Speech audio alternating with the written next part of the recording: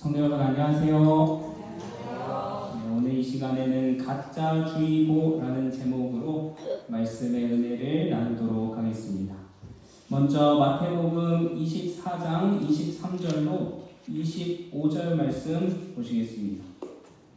마태복음 24장 23절로 25절 말씀입니다.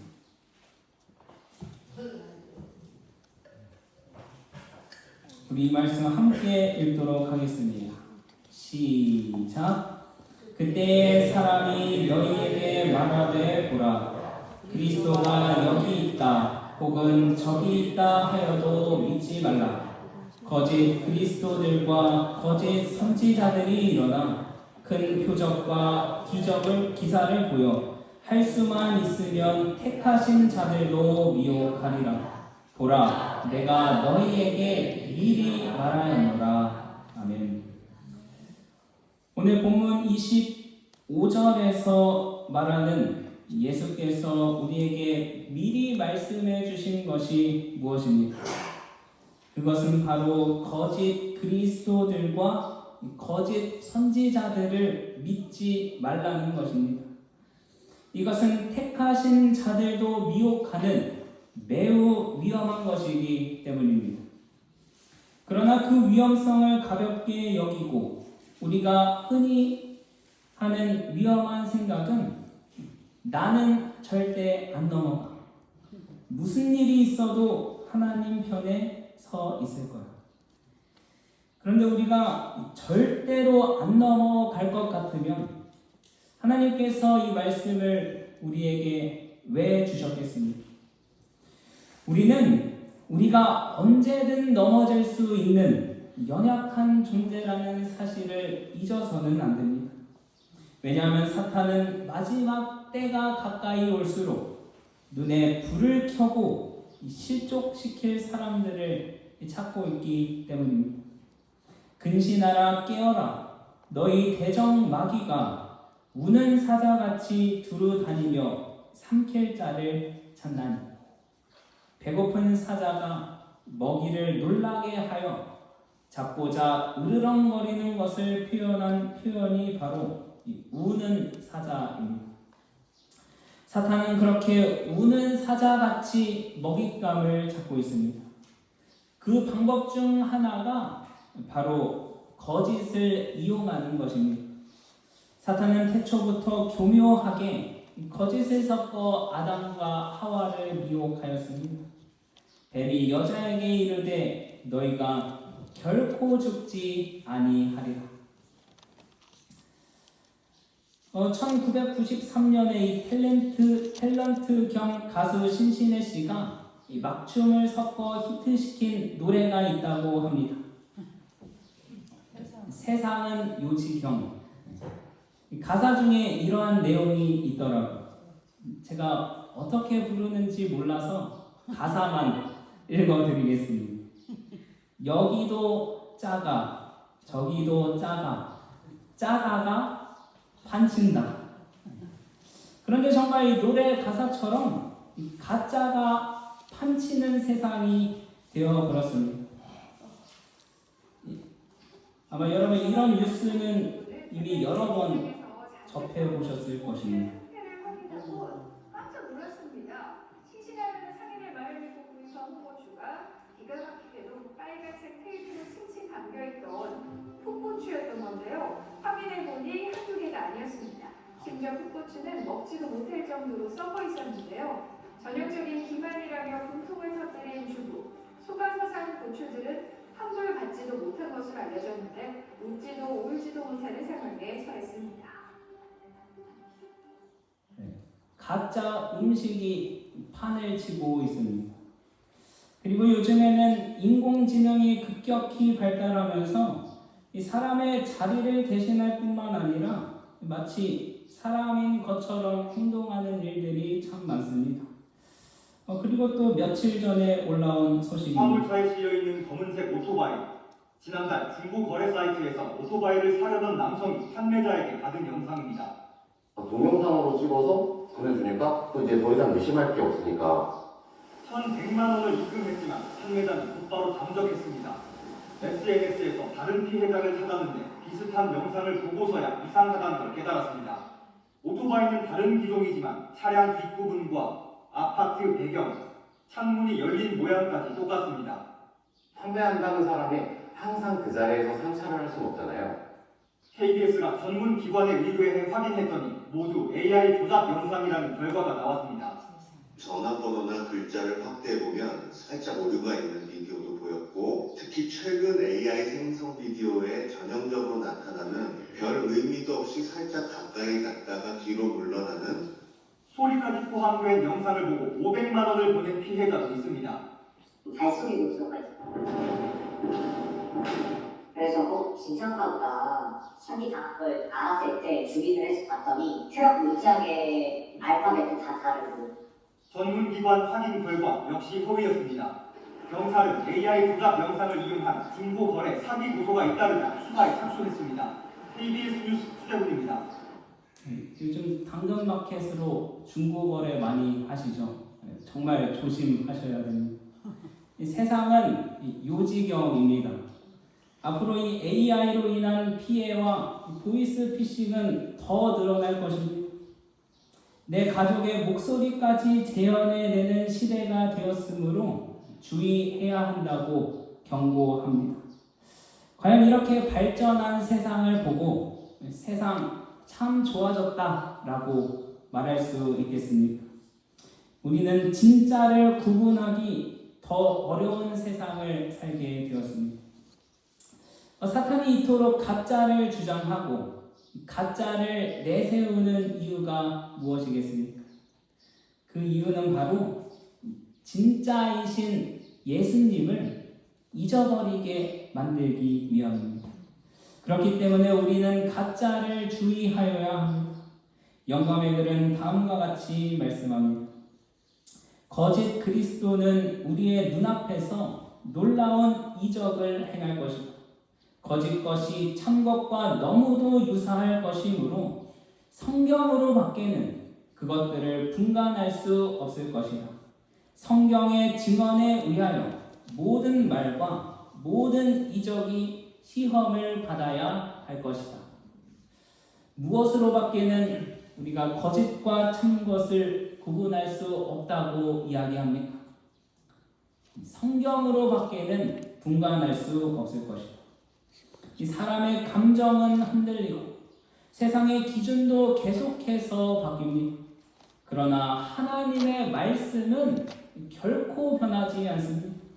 성경은 하나님께서 주신 우리의 영적 나침반임을 잊지 말아야 합니다.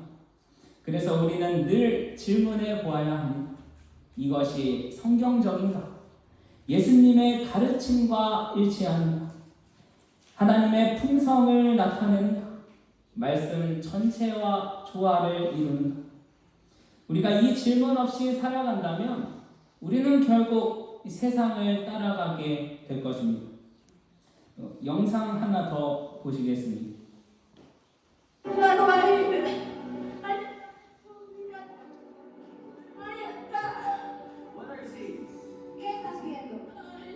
여기 이 남성은 유튜브로 영상을 찍어 올리는 박혁, 자칭 전도자라고 합니다. 실제로 이 사람이 해외에서 공중 집회를 하면서 귀신을 쫓아내고 부러진 팔을 치유했다는 등 아주 이런 류의 영상을 올려서 많은 사람들을 미혹하고 있습니다. What is your mission? ¿Cuál es tu misión? Quiero matarla. Why you want to kill her? ¿Por qué quieres matarla? 어이없으니까 그만 보겠습니다. 수많은 사람들이 이 자를 따르고 유튜브에서는 그를 찬양하는 댓글들이 쏟아져 나옵니다. 어쩌면 댓글도 가짜일지 모르겠습니다. 최근에는 이 사람이 의류 브랜드를 내서 무슨 이 하늘의 DNA를 담은 티셔츠를 만들어 판다는데 티셔츠 판매 목적은 타락한 패션 업계를 창조주께 되돌린다는 것이 목적이랍니다. 그런데 이 티셔츠 한 장에 13만 원입니다. 저 역시 한때는 이적을 바라고 눈으로 이적을 직접 보면 하나님을 더 잘 믿을 수 있을 것이라 생각했던 적이 있습니다. 그런데 오늘 말씀을 보면 왜 하나님께서 이 시대에 많은 이적을 허락하지 않으셨는지 깨닫게 될 것입니다. 실제로 거짓 그리스도는 이적처럼 보이는 일이나 이적을 행해서 우리를 미혹합니다. 만약에 이 시대에 하나님께서 많은 이적을 우리 곁에 두셨다면 사탄은 분명 그것들을 이용해서 우리를 미혹할 것이 분명합니다. 수많은 거짓 선지자들이 생겨나고 그를 따르는 추종자들은 기하급수적으로 늘어났을 것입니다. 사랑하는 성도 여러분, 참된 신앙은 결코 화려함에 흔들리지 않습니다. 큰 기적이 없어도 눈에 띄는 현상이 없어도 세상이 인정하지 않아도 말씀 붙들고 끝까지 가는 것이 참된 신앙임을 잊지 마시길 간절히 바랍니다. 마지막 시대에 하나님께서는 주의 말씀을 사랑하는 백성을 찾으십니다. 주야로 묵상하고 말씀으로 판단하고 말씀대로 살아가는 사람들입니다. 앞으로 세상은 더욱더 혼란스러워질 것입니다. 이미 무엇이 진짜인지 구별하기 어려운 시대가 찾아왔습니다. 그러나 하나님께서는 우리의 손에 성경을 주셨습니다. 그러므로 우리는 눈에 보이는 현상보다 진리를 더욱 붙들어야 합니다. 감정보다 성경 위에 바로 서야 합니다. 그럴 때 우리는 어떤 미혹 속에서도 흔들리지 않는 믿음을 갖게 될 것입니다. 주의 말씀은 내 발의 등이요 내 길의 빛이니이다. 예수께서 부활하시고 제자들에게 나타나셨을 때 제자 중 한 명인 도마가 의심하며 말했습니다. 내가 그 손에 못자국을 보며 내 손가락을 그 못자국에 넣으며 내 손을 그 옆구리에 넣어보지 않고는 믿지 아니하겠노라.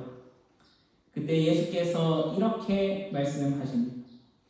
예수께서 이르시되 너는 나를 본고로 믿느냐?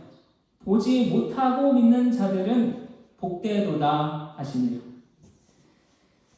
우리가 왜 보지 못하고 믿는 것이 복이 될까요? 오늘 아마 교과 내용에서도 언급되었듯이 하나님께서 아무리 증거를 보여줘도 인간은 계속해서 또 다른 증거를 요구하곤 합니다. 시대 소망에서 말씀합니다. 불신은 언제든지 의심에 대한 변명을 찾을 것이며 가장 확실한 증거라도 논박할 것이다. 하나님께서는 우리에게 맹목적으로 아무 증거도 없이 그분을 믿으라고 말씀하지 않으셨습니다. 우리는 하나님을 직접 눈으로 볼 수는 없어도 우리 곁에 이미 수많은 증거들을 주셨습니다. 정로의 계단의 말씀입니다. 하나님께서는 결코 우리의 믿음의 기초가 될 만한 충분한 증거도 주시지 아니하고 우리에게 믿으라고 요구하시지 않는다. 우리의 믿음은 증거 위에 세울 것이요 실증 위에 세울 것이 아니다. 의심하고자 하는 자들은 그리할 조건이 있을 것이나 참으로 진리를 알고자 갈망하는 자들은 저희의 믿음을 세울 만한 증거를 많이 찾게 될 것이다. 의심하고자 하는 사람은 어떠한 증거가 있어도 의심합니다. 그러나 믿는 자들은 나의 믿음을 세울 만한 증거를 찾는다는 것입니다. 그로 인해 증거 위에 굳건한 믿음이 세워지고 보지 못하고도 하나님을 끝까지 믿을 수 있는 축복이 우리에게 임하게 되는 것입니다.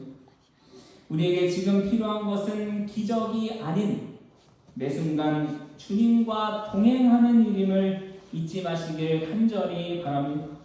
주님과의 관계를 통해서 우리의 믿음은 더욱 분명해질 것입니다. 그리스도의 이름을 믿는 믿음을 통해서만 죄인은 구원을 받을 수 있다. 그리스도께 대한 믿음은 본능적인 일이 아니며 그리스도께서 아버지를 나타내시듯이 그리스도를 나타내시는 성령께서 그 영혼의 생각 가운데서 역사하시는 사업으로 말미암은 것이다. 믿음은 바라는 것들의 실상이요 보지 못하는 것들의 증거이다. 칭의를 주며 성화시키는 능력을 가진 믿음은 인간이 과학이라 생각하는 것 이상의 것이다. 사랑하는 성도 여러분, 우리의 신앙은 기적보다 말씀이 육신이 되어 우리 안에 거하시는 그리스도 안에 세워져야 합니다. 눈에 보이는 기적만 따라간다면 상황이 바뀔 때 쉽게 흔들릴 것입니다. 그러나 말씀을 통해 하나님을 믿는 사람은 어려움 속에서도 그 믿음을 지켜낼 수 있습니다. 그래서 우리에게는 감각이나 분위기보다 말씀 위에 선 믿음이 오늘 우리에게 필요한 것입니다.